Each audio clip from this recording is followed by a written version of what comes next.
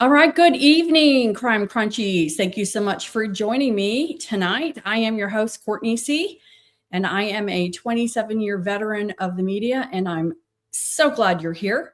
Thank you so much again for joining me. I am going to be diving back in tonight about my theory of how I truly believe the family knows not the name, but exactly who took Nancy and why Nancy was taken. And I have been doing some more research and thinking about some of the points that were brought up, way back in the beginning.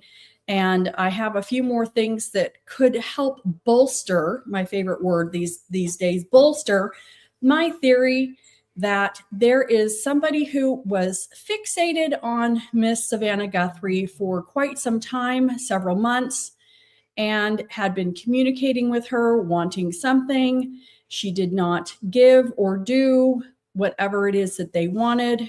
And unfortunately, Miss Nancy was taken as retaliation. So that's it in a nutshell. I do believe that Savannah is the link and that she had somebody buzzing around, communicating with her, either email or text, asking her for something she didn't do or pay attention. And this is a retaliation abduction with poor Nancy Guthrie. And we are here to talk about it again tonight. I do have some other little tidbits that I'm going to cover. I talked a little bit the other night about the forensics that was happening at Annie Guthrie's home, and I looked into luminol, and I'm going to talk about that a little bit tonight because I was questioning how forensics could be in her home at night for 3 hours taking pictures if there was no luminol evidence in the home. So I've done a little bit of homework on that we'll talk about. I also have some information from Jennifer Coffindaffer. We're going to look at a couple of videos tonight where she's got a couple other theories that may work. Absolutely, everything is still on the table. Again, while I'm putting forth my theory, it is completely speculation. At this point, it's the main theory that makes the most sense to me, but next week it could completely change. I'm completely open and waiting to see what we hear and what we learn. All right, so let's talk about a few things that happened early on in the beginning after Nancy was taken. The first few days, Sheriff Nanos called off the search pretty early. They had some dogs, they had helicopters, they had drones, there were a lot of bodies going through the bushes, but it seems to be that folks have stated or thought that perhaps he called off the search very early in the investigation. And it seems odd. Why would he have called off the search so early in the investigation? And I've been thinking about that, in connection with my theory that there was a fixated person who had targeted Savannah. And again, when Savannah got on the scene and was actually in Tucson and at Annie's house, I think that is when the investigation changed from a walk-off to a crime scene because of her information and getting with Senator Mark Kelly and then with Chris Nanos in the night.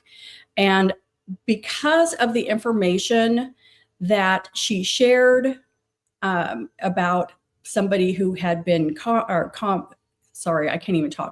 someone who had been communicating, that's the word, communicating with her and escalating perhaps with either wanting something, maybe it had turned to threats, that it was probably because of that communication and some background in history, I believe that made Sheriff Nanos believe that Nancy was not going to be in the area. I really, really, really believe in my heart of all hearts that the FBI probably has a line on this guy. They're just not going to come out and tell us. The FBI is very close-lipped. They're not like Sheriff Nanos, who likes to come on and give information. They're not going to share what they think or what they feel.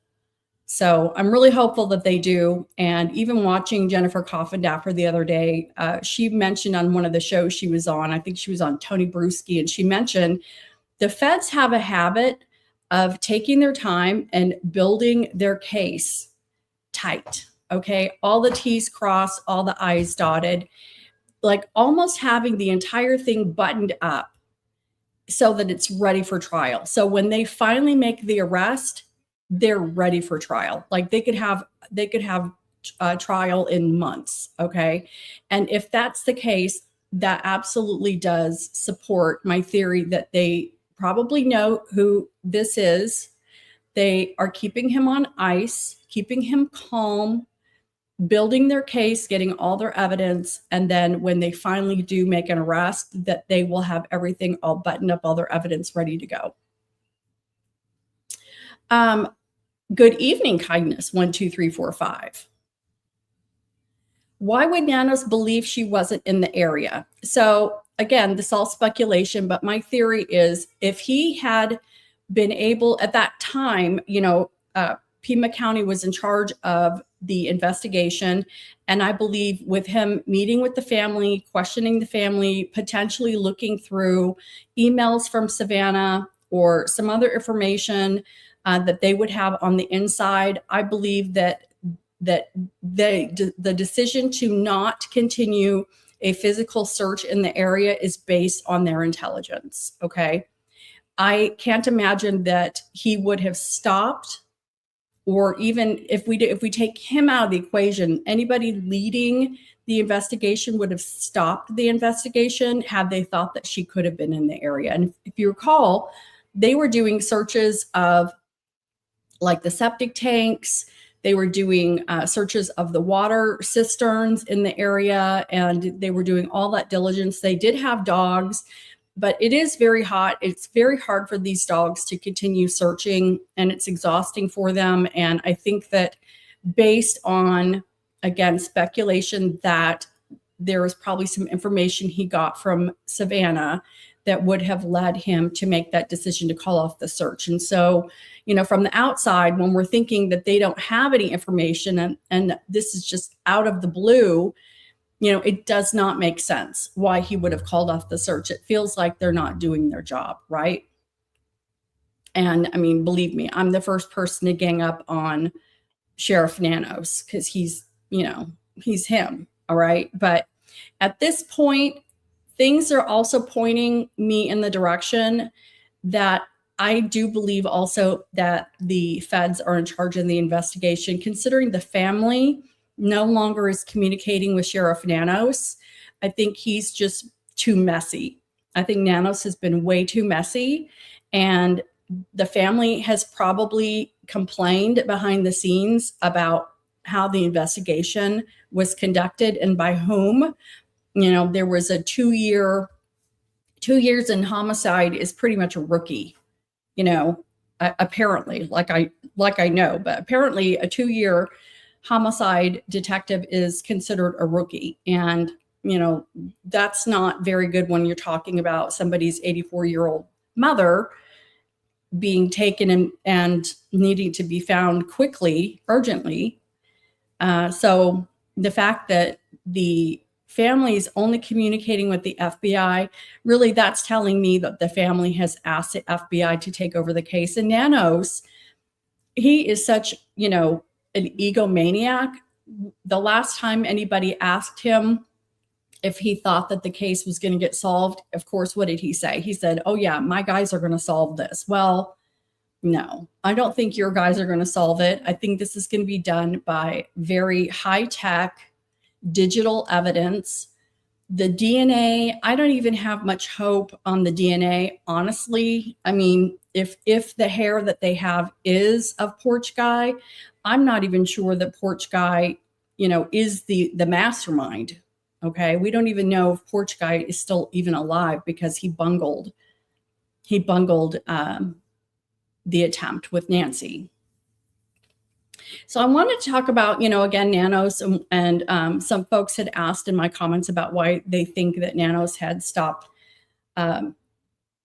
the search so quickly. And I do think that if he did stop it when he did, that again, that feeds into my theory that the family, without knowing exactly the name of the person, that they were aware that there was a situation going on with Savannah. And, in the very first few hours of law enforcement responding, Annie is trying to, begging law enforcement to believe her, that they believe that the mother had been kidnapped, and law enforcement was treating her like a walk-off. Again, it wasn't until Savannah got into town and really got in people's ear and says, no, you need to listen to me. Something else I was thinking about is the timing. It's like, why January 31st? What was so special about January 31st when this person appeared at the home? Now, January 11th is when we first see Porch Guy doing what we believe is his recon of the house. And I've been there, and I totally agree that this guy would have had to have made one, maybe even two recon trips out to even find the house in the dark, walk around the house to see, what's the best point of entry, where is she, where's the garage, where are the lights, where are the cameras. It's going to take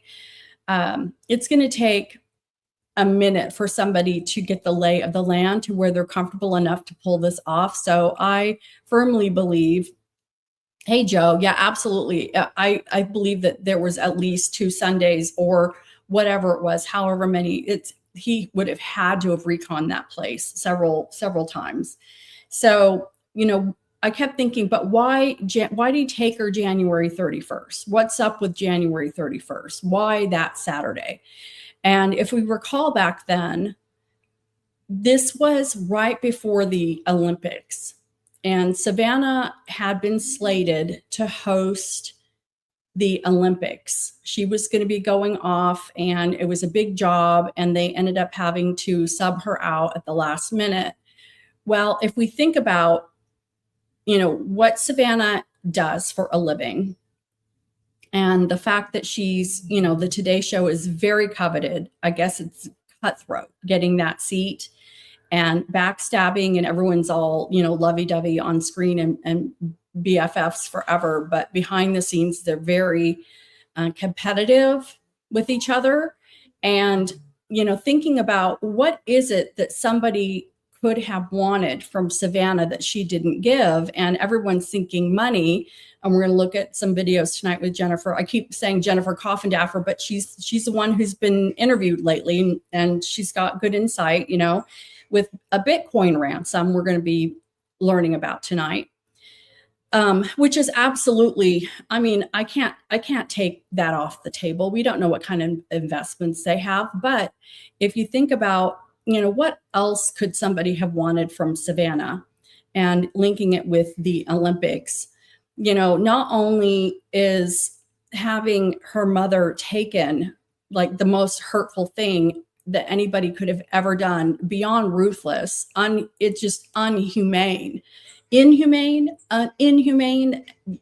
have that done. And the worst hurt you could ever cause somebody, of course, other than taking a child, is, taking her mother.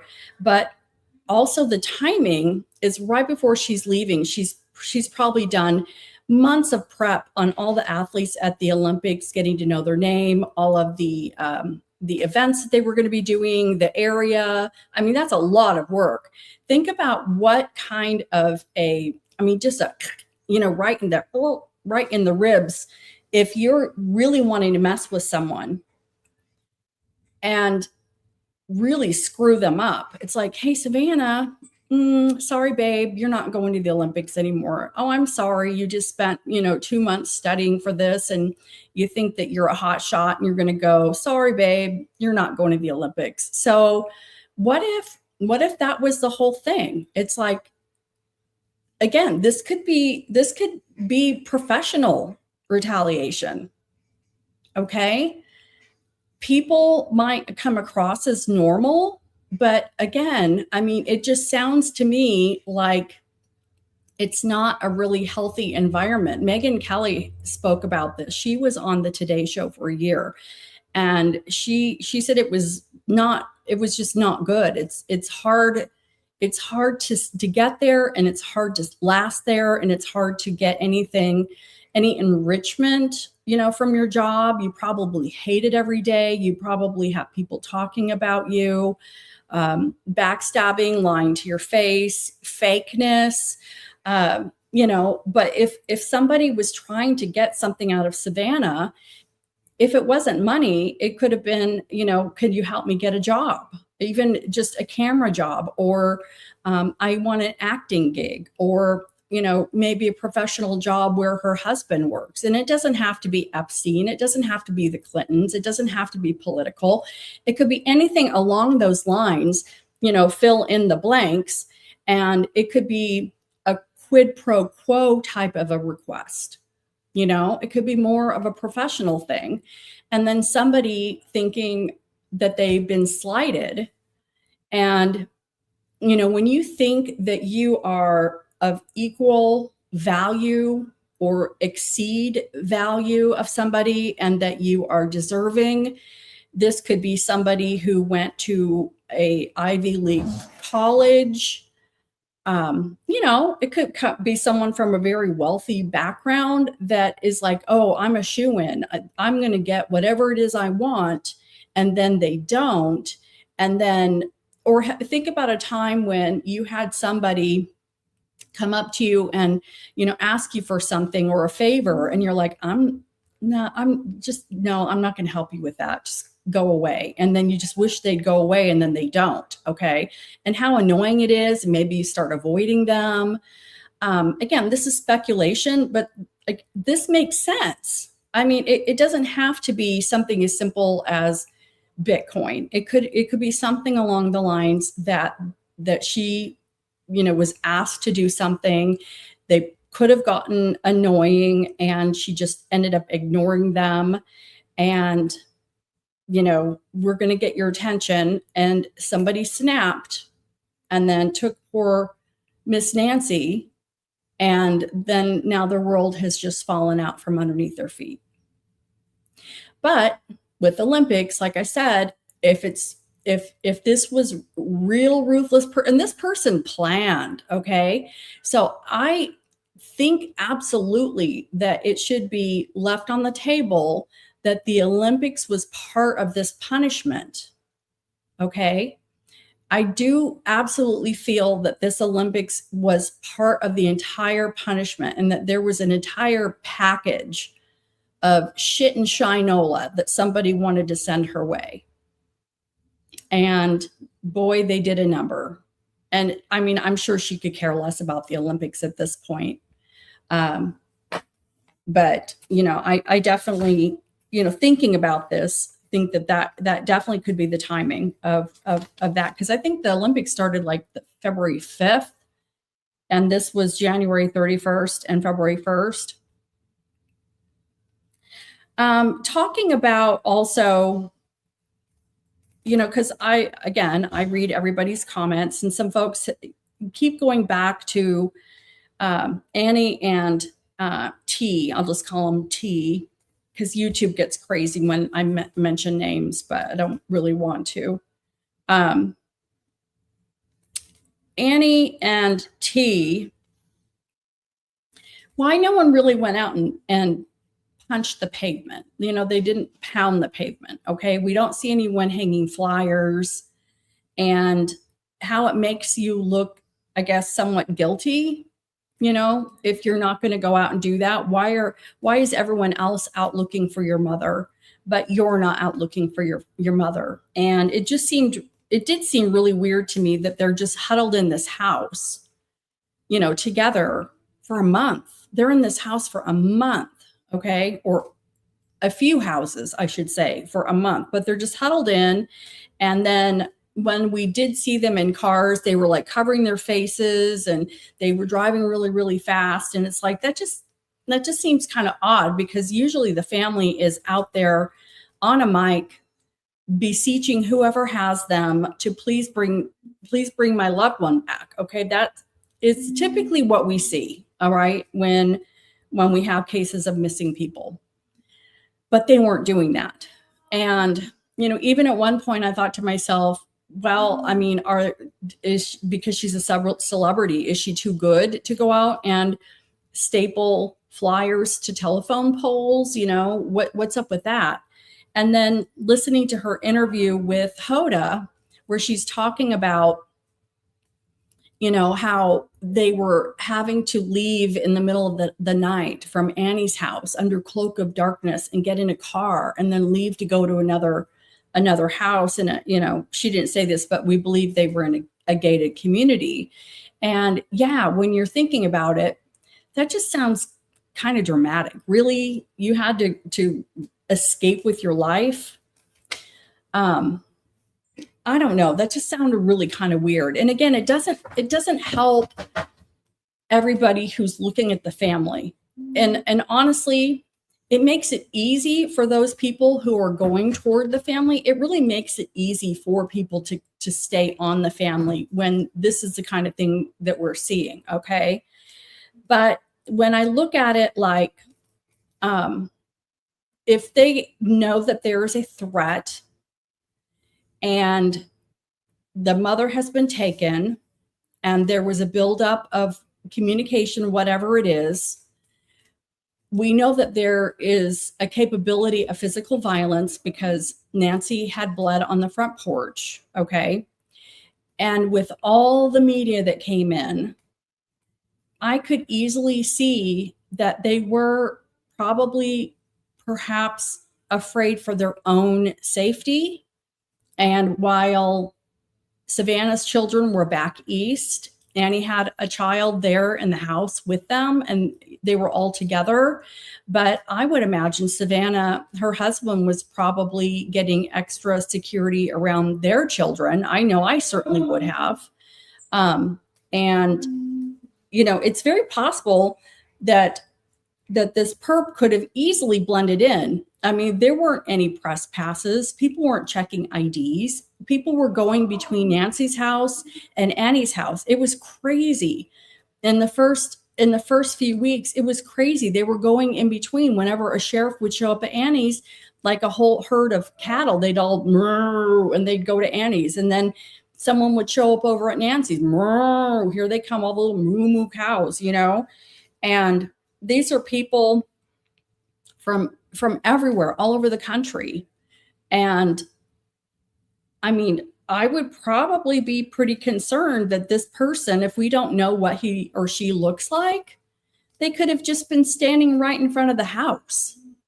And while I think that Savannah made it sound more like, you know, they were being encroached upon by media and people were probably rude. I mean, hello, I'm 100% sure people were rude. Okay. There was trash left behind. JLR, he ordered a pizza. And because he was in front of Nancy's house, I'm sure he used her address, but the pizza guy literally, I didn't see it, but I think I saw afterwards, but he literally walked right up to the house. Amazon delivered a package to the house. The pool guys came. I mean, it was a free for all. And, you know, just crazy. It was craziness. And so while the optics do and can absolutely feed into the family being involved, I could easily see it being, you know, a level of fear, a level of a threat that you can't fight, even though, you know, I think that they ended up having sheriffs parked out in front of Nancy's house. Someone could have easily climbed in a window, broken a window out. They weren't safe. I mean, they weren't safe. And I mean, what was she supposed to do? Go back to New York while this whole thing is unfolding? Every single day, they thought they were going to get the news that they'd found their mother or that they rescued their mother, you know? So it made sense that they were all there together.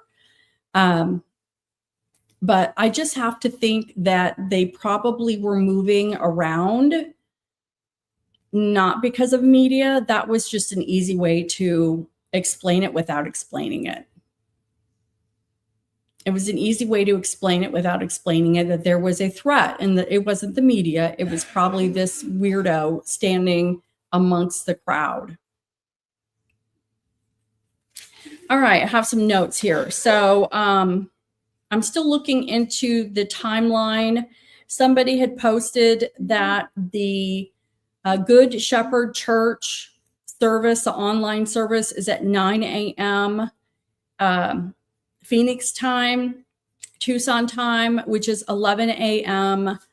Eastern time. And so we've heard that Annie wasn't notified until like around 11 and didn't get to the house until noon.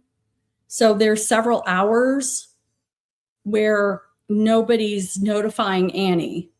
And that seems to be interesting. And again, the women in the church group, I think, would be a really, really good resource to ask and to find out more information. But I think the families probably asked them to not, add any more to this. But I do think that there's more, and I agree with my commenter. It seems like there are more hours that are not being accounted for, possibly.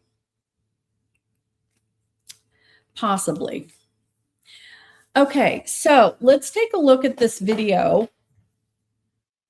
I haven't watched very much of it, but it's TMZ. It's from today, and they have Jennifer Coffindaffer on, and she's talking about a couple good points about why people are still looking at the family. Let me get my screen up. And while I'm doing this, if you would please remember to subscribe and share or comment. You don't have to share, but subscribe if you can. I'm really close to 10,000 subs. I would love to go to CrimeCon with 10,000 subs. It's just something I had in my head. It's really not that important, but I would love to hit that goal. All right, so let's watch this video and see what Jennifer has to say, and then we're going to tune in to another video with Jennifer, and then we're going to talk about the luminol again. Ever though, Annie and Tommaso have been laying low. Here to talk about that with me today is veteran FBI Special Agent Jen Coffindaffer. Jen, thanks so much for joining me. Thank you for having me. Of course. So starting out, Jen, this is really interesting. It seems like the authorities at the beginning of this investigation were zoning in on Annie and Tommaso. Why could that be? Well, I don't interpret that as zoning in on them. What I interpret that as, they were the last to see her other than Porch Guy. And because of that, that pulls an extra look at them. I mean, you have to. They're the last to have seen her. And in addition, they were her caretakers. They were the closest to her. So you always start there with any investigation and move out. And they had to do an extremely thorough job to make sure that either they were involved or weren't involved. And so it was imperative that they be thorough. And what could that have to do with the person using that forensic extraction device? Why were the SIM cards and the computers a point of interest for authorities in this investigation?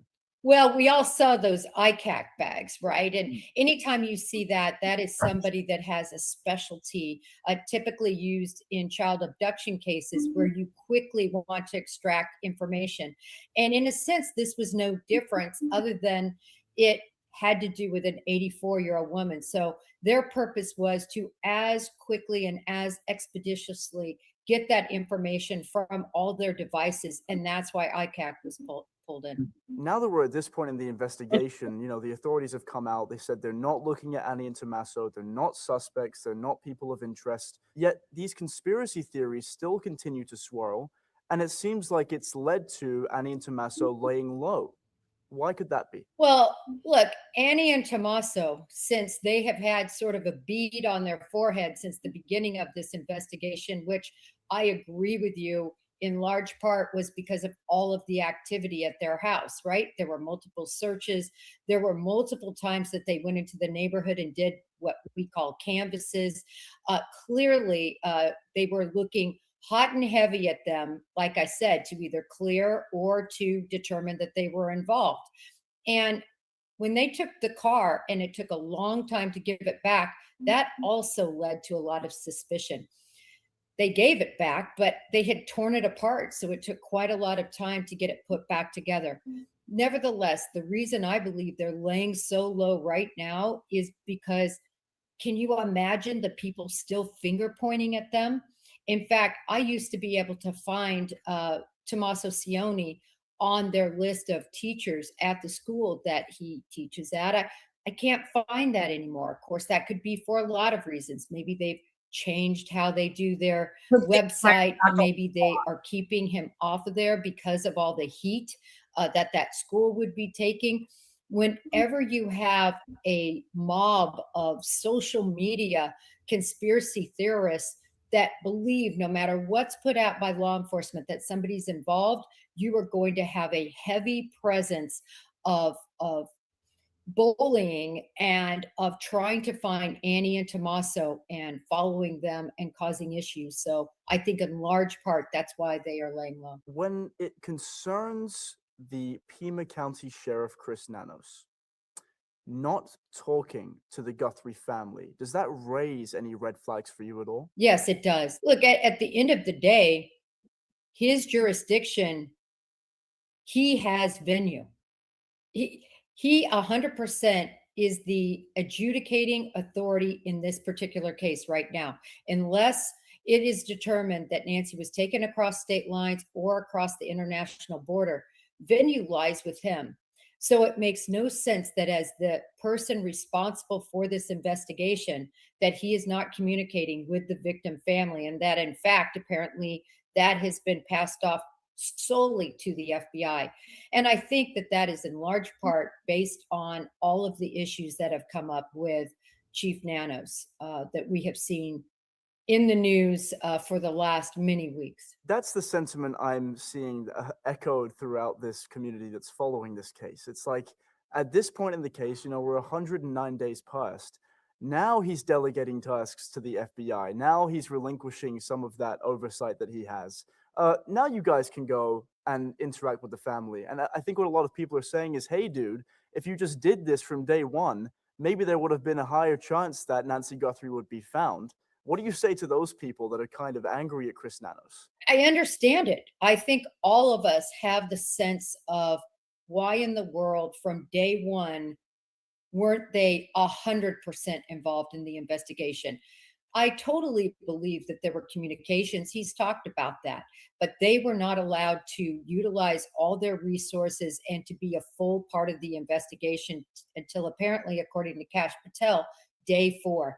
That's a big problem when you have the number one resource in terms of forensic analyzing, in terms of DNA labs, in terms of boots on the ground, number of agents that would have been able to assist. None of it makes sense. The victim witness program that also the FBI has that could have been utilized to help with the family, all of that was not opened up to the Guthrie family and to the investigation until later. So the frustration is understandable. Chris Nanos has said himself that we are very close to a breakthrough with the DNA evidence that they have, but they have been saying this for over a month now. Do you think that authorities are actually any closer to the breakthrough that Nanos is talking about? With every day that goes by, you get closer, right? Those scientists are working and they're evaluating the hair that they have. And I believe other pieces of evidence as well. I just cannot believe that that is the only DNA that up to 5 labs are working on, and that the lab that was down in Florida was working on for all those weeks that went by before it was transferred to Quantico. So because of that, I would say absolutely any day that you work toward solving a case is a day that you get further down the road. But I honestly believe it was more of a brush off and not a necessarily true sentiment that, listen, we're right on the cusp of solving this case. I think it was more like, yeah, every day we get closer. Now, maybe this isn't your forte, but you just have such admirable insight to this case. There was recently some backlash that Nanos was facing with the Pima County Board of Supervisors, where one of the supervisors moved or motioned to vacate Sheriff Nanos from his position, which ultimately ended up in the Board of Supervisors voting 4-0 with 1 abstention in favor of not vacating him. They were looking at things like his leadership, his relationship with personnel on his team. They were looking at his finances. They were looking at how he's handled past investigations. How, considering his conduct with this case, does that outcome come to fruition? I tell you what, did a lot of research on this, and the bottom line is that board has no legal authority to remove him. They have legal authority to remove him only if he refused to answer those questions and did not answer the questions that they posed to him timely. He submitted a 22-page report regarding answers to the questions that the board had, and he did it within the time frame that was allotted. Because of that, that tied their hands. There was nothing they could do. So he's an elected official. Elected officials are not treated as appointed officials. Elected officials, because it's the people's vote. That's what it's thought to be. And when you look at that, you do not want to undo what the people of Pima County want. And that's how they look at him. He was elected only about 2 years ago, and they do not have the power to undo. Jen, thanks so much for joining me.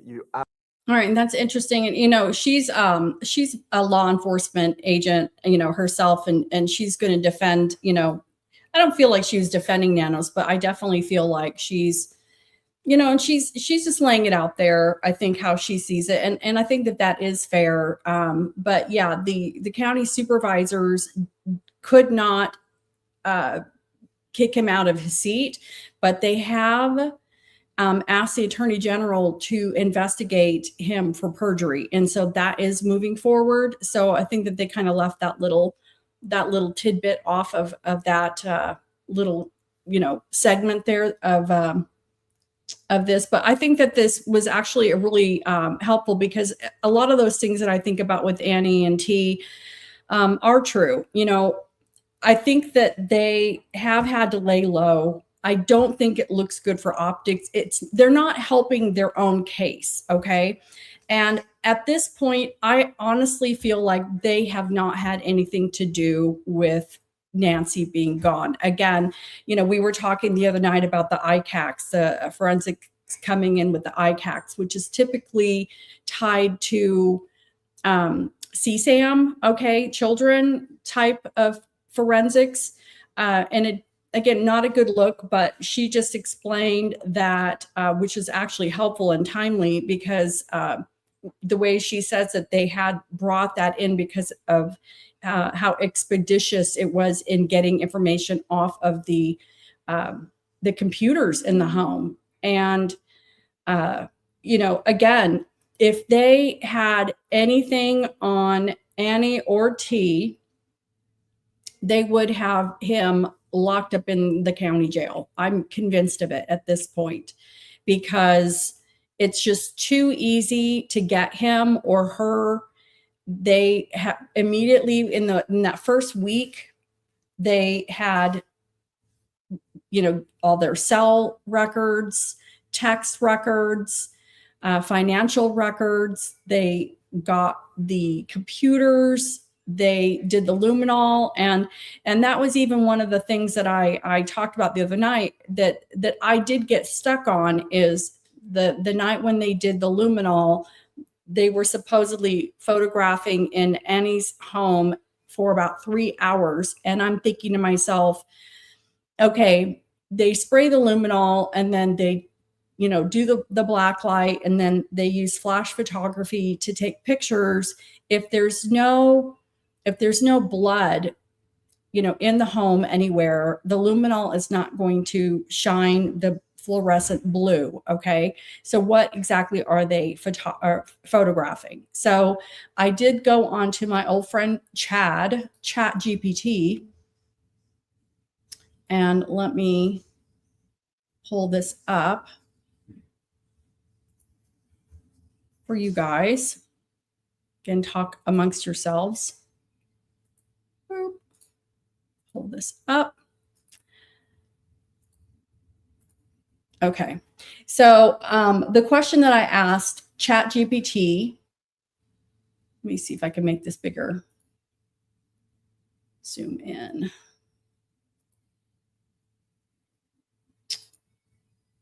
Just make it a little bit bigger for you guys. Okay, forensic investigators spent 3 hours at Annie Guthrie's house at night and took pictures. I believe they were using luminol and looking for blood evidence.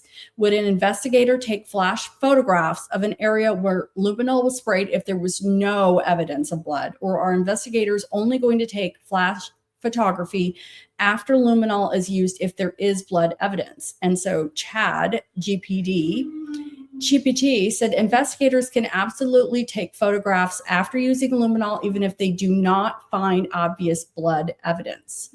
The camera work itself does not automatically mean they hit on blood. So some realities, it says luminol glows in darkness when it reacts with substances that can include blood, but also bleach, copper, certain metals, subcleaners, even plant materials. And because of that, investigators document everything carefully, including negative or ambiguous areas. Crime scene teams often photograph the area before luminol, the area during application, any reactions or lack of reaction, and the overall room layout for evidence logs and court documentation. And that does make sense that they would do it before, during, and after.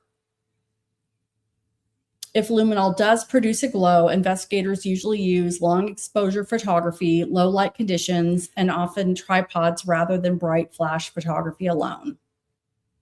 So, I mean, I could go on, but this pretty much answers my question that I had been kind of hung up on, is like, okay, are they, did they find anything? And this is telling me that forensics are going to photograph before, during, and after. And it could mean easily that they didn't find anything. And, you know, the car itself, the fact that they had the car for 40 days, they tore that thing apart. They probably ripped out the headliner. They ripped out the carpet. They tore all the seats apart, the back portion of the car. And it took so long because they probably had to order all of those materials and put the car back together for the family. So again, it would have been very obvious if there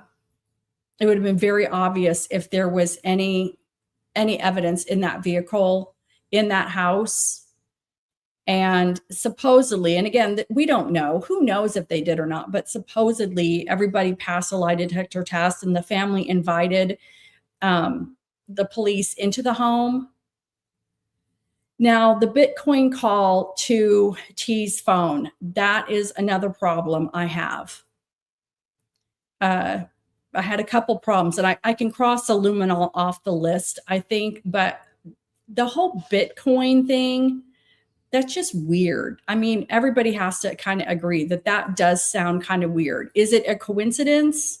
Who knows? I don't really believe in coincidences when it comes to this kind of stuff. I'm actually going to talk about a Bitcoin threat in another, we're going to look at another video here. So it's timely that you brought that up, but I don't know. Is it connected? Is it random? It doesn't sound good. Again, there's a ton of optics that just do not look good for this family. I completely agree. And this Bitcoin text is really, really weird. At one point I thought, well, maybe the perpetrator had started pressuring, you know, the bandmate or the friend in California to get the Bitcoin. But I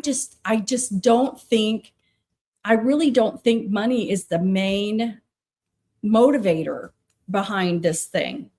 Okay. I really do. I feel like this is more retaliation and really just trying to sock it to Savannah.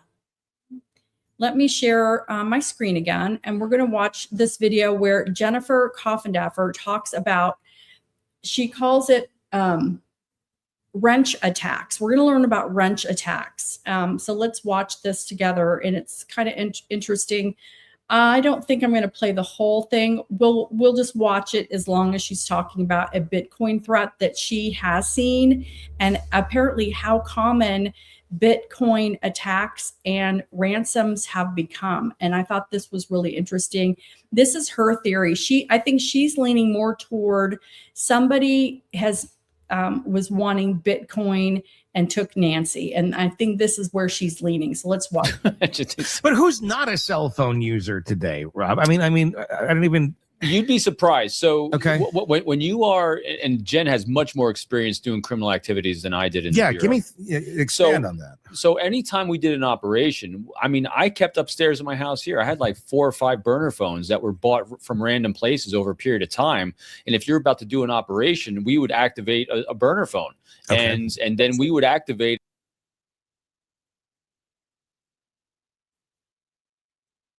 it with an undercover ID. It's masked even more. So I mean, use of burner phones for operations like this, and this is just a couple of wonks like me doing it. So and if you have someone that's doing criminal activity, that's exactly what you're doing. And then all you do, so then if you think about it, first you're using burner phones that were purchased in other areas around the country, and then if they had maybe 3 marbles rolling around upstairs and not 2, they turn it off in the area. So they do a Koberger, which was he was using his own phone, but turn it off, which is obvious as living hell. But these guys, if they're turning them off, just like Koberger, and they're licensed someplace else, and it's very, very hard. So even if they were able to identify a cell phone blip in the wobble, being able to track it back to an individual, because if it was purchased somewhere else in the country, it was initiated, it's just so easy to get a burner phone and not in true name somewhere else. That's why. I mean, and that tells us more about the suspect themselves then as well. I mean, we see so many cases where the suspect's cell phone is literally their cell phone, is registered to them. That would tell us that somebody thought far enough ahead to be using a burner device for whatever their purpose was here. That's some level of sophistication. That doesn't take much. You can go to the Dollar General and buy your burner phone.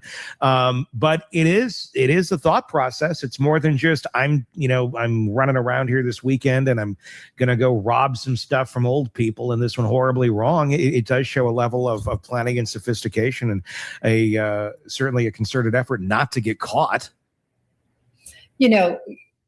Listen, this guy is likely a mope, as we called them in the FBI. I agree. But this mope did a lot of things right.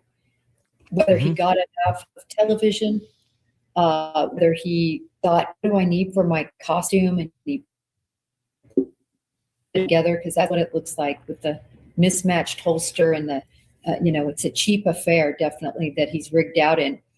But he thought through everything. And then he had a lot of factors that helped him environmentally. How that's obscured with all of those trees, the deepness and darkness of night, all of that played into this. And, I've been more and more believe that this could be, something where the puppeteer is very organized. I've talked about French attacks. This being a modification of one of those, so it would not surprise me. And that's what I want to get into here next. Your thoughts in the comment section on Substack and YouTube on where things are at with the evidence in the Nancy Guthrie investigation. Go ahead and drop it there. The links are in the description. A growing theory in the Nancy Guthrie investigation centers on something called a wrench attack, highly organized crypto extortion schemes that use violent home invasions and kidnappings to target wealthy victims and demand cryptocurrency ransoms. These operations are run by sophisticated networks that stay almost impossible to trace. Jennifer Coffendaffer, retired FBI special agent, is with us to help explore it. I know I had never heard the term wrench attack until I saw you were posting about it this week. Explain to me more about what a wrench attack is and how this might fit the profile of what's going on here. Well, there's different versions of wrench attacks. So initially, and the whole premise is, when you have cryptocurrency, there is no way to get to it except for by having the passkey. And so the premise is, listen, we can't get their crypto. The only way to get their crypto is to beat it out of them with a wrench. The wrench comes in because literally a cartoon about this, attacking somebody with a wrench, and it kind of stuck. So just so you know Yeah, You know? the genesis of it. Yeah, It's not high.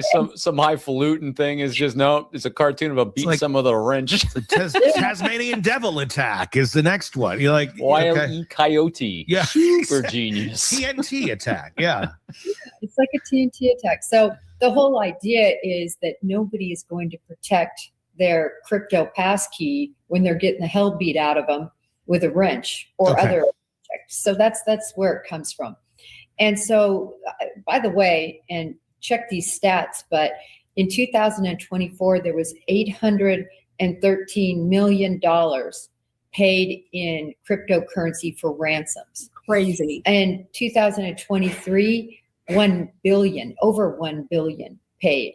So while we don't hear about it a lot, I don't normally see this out there. We don't talk about a lot of kidnappings for some reason. I think because they always resolve quicker, right? The Mhm. person is dead, they get the people, they don't get the people, but you never hear about it. And so, but this is what kidnappers want, because you can't trace it very easily at all. It's very difficult, and the money is instantaneously in your wallet, and then you can get rid of it instantaneously. So for these reasons, this is what kidnappers use. And there's kidnappings all over the world all the time. Yeah. I got the one of- numbers. Oh, good.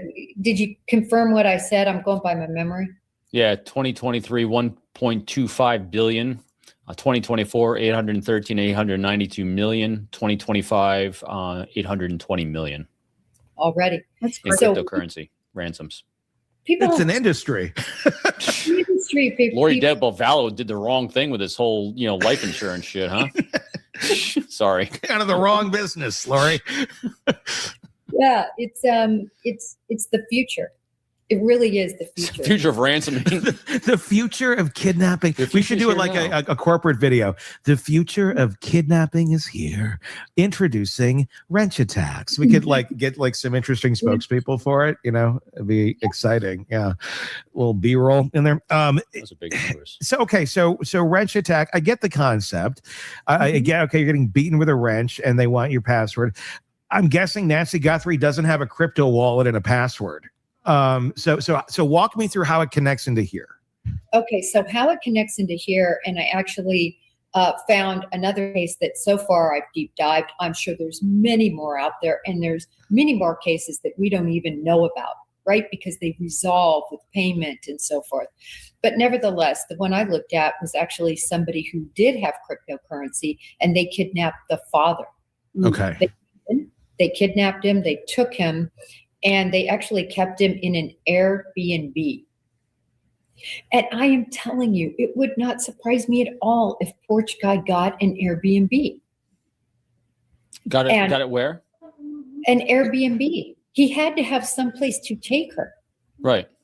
And so in this other case I was looking at, they got an Airbnb and they tortured this poor man. They actually cut off his finger. Wow. Before he ended up being rescued, and he survived. And but it was the son that had the money, Yeah.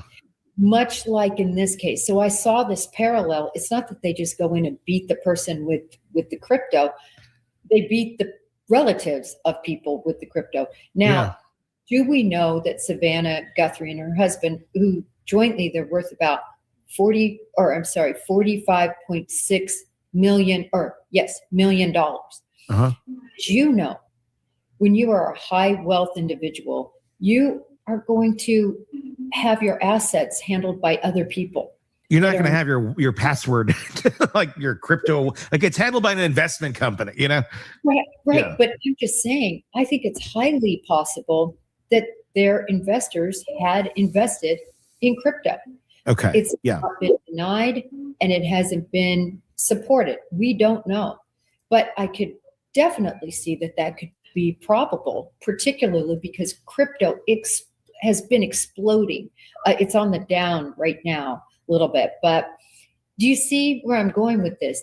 But they never exercised that lever, though. They never went to them with anything of like, here's Nancy and here's a wrench and it's coming towards her head unless we get your crypto password or anything of that sort. That's where it kind of like, isn't that where it falls apart, or am I missing something here? I think you're missing something, because Porch Guy is a mope, and Porch Guy screwed this whole thing up. I think she was unconscious when she left out of there. I think she was alive, because we see the aspirated blood. I found this great picture that's away from the picture people are trying to focus on, the one where there's a lot of drops, which never convinced me. But when you look further away, you can see, did I say aspirated? I meant expirated. Everybody else keeps saying aspirated. I'm like, it's expirated blood.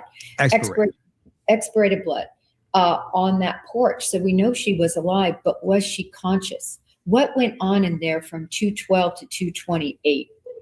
And was there, I think there was a physical assault of some nature. I'm not talking about beating her to death.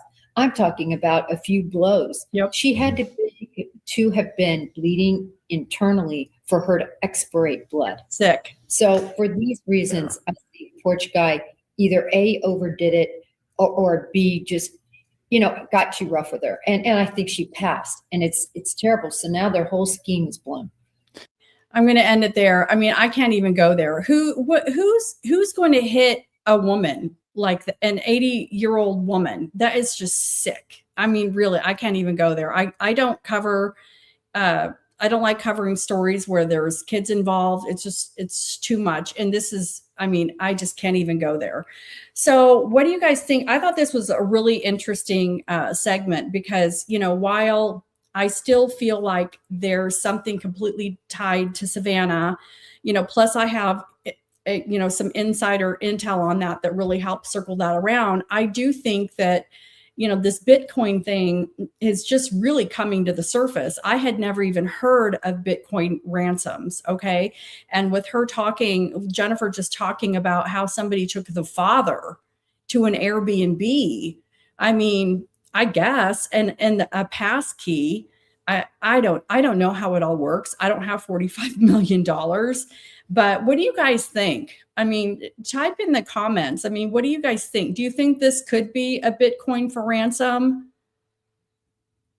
I mean, and going back to another reason, and I wanted to talk a little bit more about it tonight, because, I've had some people and you guys can say whatever you want, freedom of speech. It doesn't hurt my feelings, at all, but I can see how people would probably doubt that I have a friend who works with Cam. Okay. And it's tied to the airline industry. Cam was a pilot in the military, and he retired, and he's a pilot now. My entire family work in the airline industry, and it's just a total coincidence, because I had started this podcast before I even found this out. But I have a friend who had some training with Cam and found, not really any information. He's a very nice person. I'm talking about my friend. He's very sensitive. He was not going to drill Cam. He wasn't going to make it. I mean, he felt really bad for Cam, because, Cam was just rough. Okay. They didn't even know if Cam was going to make the training, because it started, I think, in March and went into early April. And, considering the fact that this whole thing was happening, I could easily see that he wouldn't go back to work, but he did. And, it's 100% linked to Savannah. And so that tells me that this is not Bitcoin. Okay. And so I do think that it's another theory that we need to keep on the table. And I think we need to talk about it. And yes, perfectly. I don't think it's Bitcoin either. I don't think it's the family. The guy who sent there was a fake ransom note about some Bitcoin. He was arrested and released. Correct. So all those things have already been worked out. And again, it bolsters my theory that this has totally to do with Savannah. And it's somebody who had been contacting her, had a lot of patience, probably wanted something professional. Again, just going on this. And the fact that Cameron Guthrie has said privately that this is 100% linked to Savannah. If this was Bitcoin, Cam would have totally said, no, this is about Bitcoin, because why would he make his sister feel any worse than she probably could already feel? I'm going to go over the Hoda interview, and I know some of you have already seen me do it, but I'm going to go over the first at least 10 minutes of the Hoda interview and analyze again a lot of what Savannah says, because this really ties everything in about how the family has really supported Savannah, and about how she really has so much on her shoulders right now. The amount of guilt that she feels, if this is because of her, that she did this to her mother indirectly, and it's not her fault. I'm not saying that, but I'm just saying these are things that she's probably saying to herself, that if it wasn't her, then that very first day when she meets up with Annie and Cam and she says, is this because of me? And Cam says, yes, I think it is. There's no way he's going to lay that on her if it's Bitcoin. Okay. He is not going to do that to his baby sister. He's now in March, early April, during this training, he's not going to lay it on his sister's feet if it's Bitcoin. And, we could, a psychic. Let me see. Oh, I had to unsubscribe from a psychic reading YouTube channel of Lady Zelda. I think that tarot reading or remote viewing is a scam. I think it's a scam too, and the thing is, it's intuition and, it's entertainment purposes. But the thing is it can be hurtful when you're talking about real cases like this. There's some psychic mediums that I follow, and it seems like they're really able to communicate with people who've passed on. And it's like, wow, how did they know that? She's really got the gift. But she came out, she even went to Nancy's house, and she said that she kept hearing that it's a house 3 doors down. It's a house 3 doors down. And it's like, I don't think it's 3 doors down. And it's like, if she really is psychic and can speak with people who are passed over, then she should have no problem reaching out to Nancy and finding out exactly what happened. So, I mean, it's all for entertainment purposes. And, I'm open to everything. Like I said, I believe in UFOs. I'm all about it. I think that there's ghosts. There's a ghost right here, right next to me. I'm open for business, guys. If it could maybe be out there, I want to hear about it. I want to hear about it, guys. Oh, let's see. Oh, the tarot cards and spirit boxes. And they, the owners of these channels talk with the spirit of Nancy Guthrie. If it was real psychic readers, would be rich like Bill Gates. Yeah, seriously. There's one guy who he sits there with his spirit box and he turns it, he hits a button. And fortunately, it's like every time he hits the button, a voice comes out and says something that's, whatever. So again, we're talking about the Bitcoin tonight. We talked about the luminol, but again, I really feel like all of these things they're not, I mean, they definitely could be real, but I don't think they're the real reason. And we won't know until we know. Until hopefully they get this solved. Again, I'm hopeful that if the FBI is doing what the FBI usually does, and from what I've just heard in the last few days, that they're working to get the case built. They're getting everything done. They're getting it all packaged up. So when they get their man, they're ready for trial. And it's, it would be pretty embarrassing if the feds got somebody and then couldn't prosecute them in something this visible. Hi, Good Samaritan. Right now, this is the theory that makes the most sense to me. I don't think it's Bitcoin. Just because, Cam has gone directly to his sister, the Annie went directly to the mother being kidnapped. There's going to be, they're just not going to go to kidnap if they don't know that there's something going on. And I feel very, very strongly that more and more that this is somebody who wanted maybe a professional favor from Savannah. And part of this retaliation package is them doing this right before the Olympics. I mean, if you really wanted to screw someone over, ruin all months of work that they've done preparing for the Olympics. Imagine how much studying she had to do. I mean, this person is ruthless. And yes, I totally think that when Jennifer was talking about Porch Guy, I totally think that this is a hired flunky. I was very strong on there being 2 to 3 people involved in this, but I feel probably closer now that there's one. And the reason why, it may be a driver, okay, but I think Porch Guy was the only guy who was there at the house. I think he was a paid flunky, and the reason behind this is the person that's behind this is intelligent enough to have covered their digital traces, at least to this point that we're aware of, okay? And they're sophisticated enough that they're not going to be the one seen on camera in front of her house. They're not going to be that person. It's very easy to go on the dark web and hire somebody to do this kind of thing. And this person had a lot of patience. This person could have said, hey, she's going to the Olympics February 5th. How it would really screw her up if we did this the weekend before she's going to the Olympics to announce.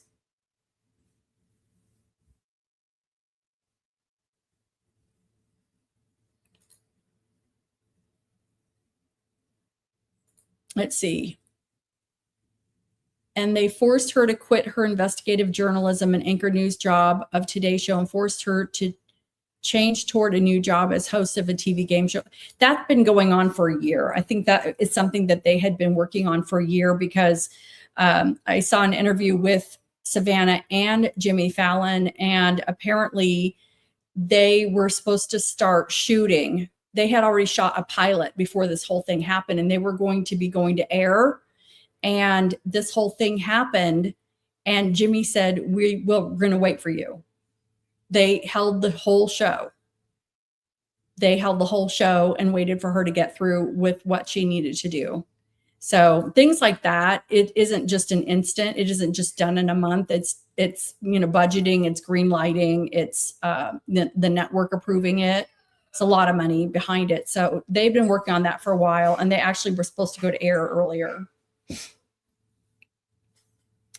So that is where I am tonight. I definitely, like learning a little bit more about the Bitcoin, but even after, listening to that theory, I'm still thinking that this is definitely someone who was fixated on Savannah and had been in her bubble before.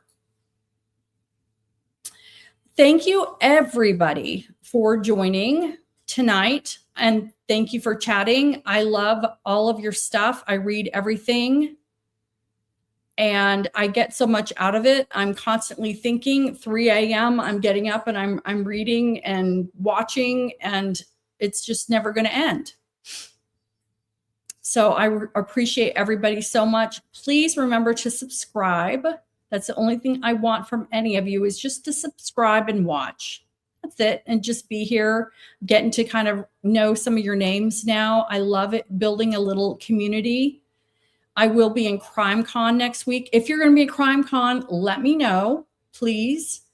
I will be probably doing a show from CrimeCon to tell you what I learned that day. Nancy Grace is starting everything off next Friday at noon local time with a Nancy Guthrie segment. So I'm going to get there early and try to get in the front row. I know, I'm so excited. Woohoo. So anyway, thank you so much, you all. I hope you all have a wonderful Memorial Day weekend for our Americans watching. If you're from elsewhere, I hope you have a great rest of your weekend as well. But until the next time, I will catch you on the flip side. Toodaloo.